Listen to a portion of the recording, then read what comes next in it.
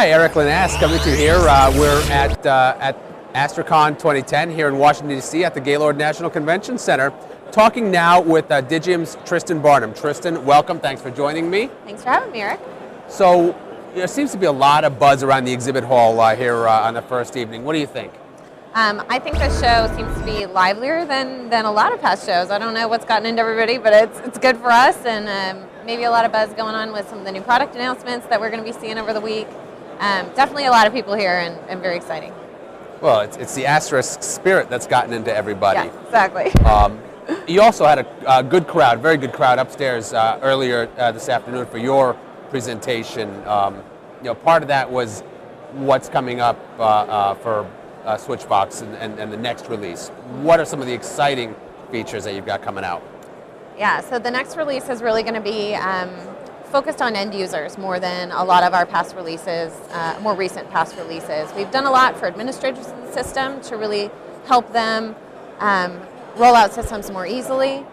We're going to be continuing to do work there, but so many of the features that are going to be in Switchbox 5.0 are really geared toward making life easier for the end user, making them more productive. And we're also going to be rolling out a whole new look and feel for Switchbox. We're very excited to do that. It's a 7-year-old product. It could definitely use some sprucing up. I mean, I love it to death, of course, but it's time for a refresh, and we're going to be doing that, and hopefully that'll spill over into all different areas of the product where we can do some work to make it better.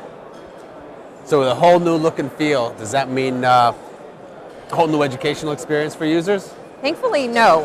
We're working hard to make sure that what we're doing is fine-tuning the user interaction so that we're making things easier to do that people do frequently. And if you're familiar with Switchbox now, you're going to continue to use the product in a very similar way. We're just going to be streamlining some things for you, so you don't have to learn, a whole new interface. We didn't move everything around like willy-nilly. It's all very well organized, and I think you're going to have a much better experience with it. Well, isn't that what ultimately today it's all about? Is providing that fantastic, that exceptional end user experience? Absolutely, and when you look at Astra, so we're all here for AstriCon and looking at this fabulous toolkit that we have, this engine. All the whiz-bang features of an engine, and Astra does a lot of stuff, and you can put it in just about any type of vehicle you want. But at the end of the day, end users are really concerned about the features in their car.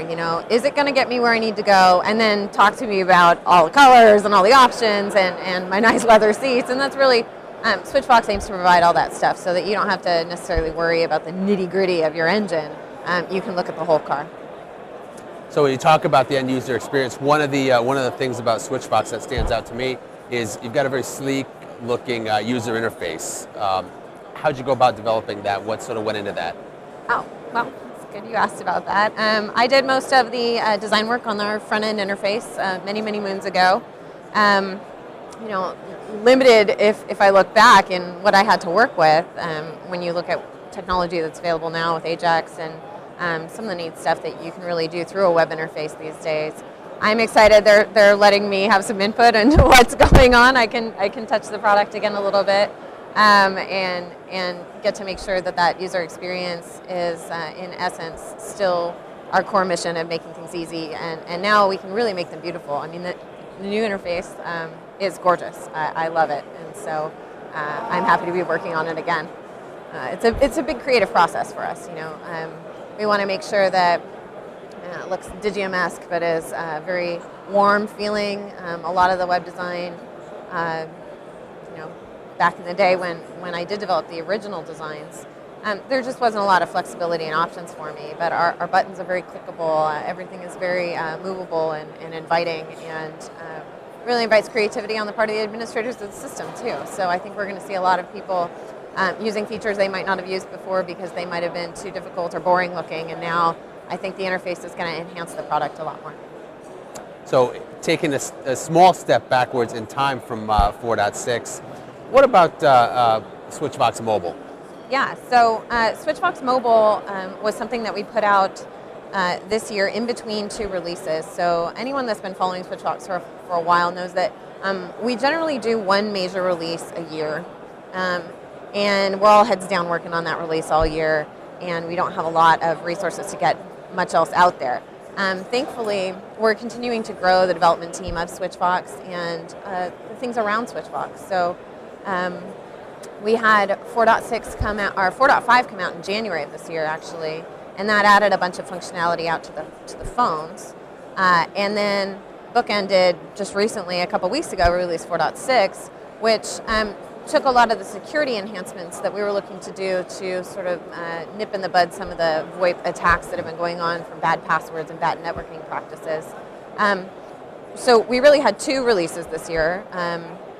And in between those, we did release Switchbox Mobile. So we were able to put out, where we normally put out just 1 release, 2 pretty big releases and a whole new application for iPhone, BlackBerry, and it was all developed with the APIs. So Switchbox Extend is an integral part of Switchbox, and really anyone could have built those apps. We have to take it upon ourselves. But the apps allow you to really stay connected to the office and to your coworkers in a more unified fashion. So if you've got an iPhone or BlackBerry, you can download the app. We even have a demo mode, so anyone can go grab it, check it out, see what it's going to do for them, even if they're not a current Switchbox user, and look at what it would be like to get their office voicemail to their phone, push notifications, access their company directory, and be able to dial from there. You can make calls from your device and have it look like it's coming from your desk, and really stay a lot more tightly integrated into the office. We give those away for free too, by the way. So all that new stuff we put out, if you're a Switchbox customer, you just get it all. Well, that's kind of one of the things that you've really positioned Switchbox as doing is not nickel and diming people to death for all the little functions, as you say, that a lot of other people out there do. Absolutely. We're even working with our channel partners and the people that sell Switchbox to make sure that they understand when they're going up against the competition to really take a look at what's being quoted. Because when you get a Switchbox quote, you're not paying extra for the big fancy voicemail module. It's just included. It comes with a built-in chat server. And you're not paying extra for conferencing and stuff for call centers. So when you look at our price, it's got everything you'd ever need in it, and you're going to have that forward momentum when you've got all these new features coming out. You're just going to get them. So as we grow, your system gets to grow, and you don't owe us more money, which is great. And you have a lot simpler time shopping for a phone system, I think, if you can just take for granted that you're going to get those features. So just to wrap up, what kind of are you seeing in terms of interest and adoption for Switchbox overall in the market? Yeah, one of the, I think, really good moments for me today, and I'll expand this out to the larger market, but to be able to stand up in front of a room full of people and ask, who hasn't seen the Switchbox GUI, and 3 hands went up. That was really great. Like, if we're reaching the core Astros audience and they can at least recognize that there's some value in not reinventing the wheel every time they need to roll out a phone system or something for a small business, where they can look and say, how can a digium solution save me some time and respond to my customers better maintain those sites. That's a win, because these guys are hardcore about open source and being able to get to that command line and do all those functions in a very specific, detailed way. And that's our lifeblood. That's what Digium is all about, is fostering that community and helping Astros grow. And to get them to even look at Switchbox, I think, is a win. Now, as far as the larger market's concerned, we're seeing a lot of traction in larger and larger companies, especially in distributed enterprise. So if you've got a bunch of different locations to drop a Switchbox in, or a few Switchboxes at your sites, connect them together, it's generally going to save a ton of money over a traditional provider of PBXs. So we're doing well in that way. Nonprofits, we're seeing a big uptake. And high-tech companies, it's an easy sell. You show them a Switchbox and our XML API, and they instantly they can hook, this piece of software together with their Switchbox and really streamline their operations. It's a really good thing for them, and so they recognize the value instantly. So a few different verticals that we're really seeing a lot of good movement. Excellent. So that actually reminds me of one other question. I promised that was it, but okay. So you mentioned distributed enterprises. What about hosted or managed service providers? Yeah, so the Switchbox is actually designed so that you can really serve it from anywhere. It's designed to be on the premise. That's what we had in mind when we did it. But the nature of the thing is just, it doesn't care where it is. It doesn't care where your phones are. If you throw it in a closet down the hallway, if you throw it under your desk, if you throw it in a fancy data center and have a couple different machines on different coasts for disaster, or if you live in an area with inclement weather. I think Huntsville was under a tornado warning earlier this afternoon, so hopefully digium Huntsville is peered back to our Switchbox in San Diego office.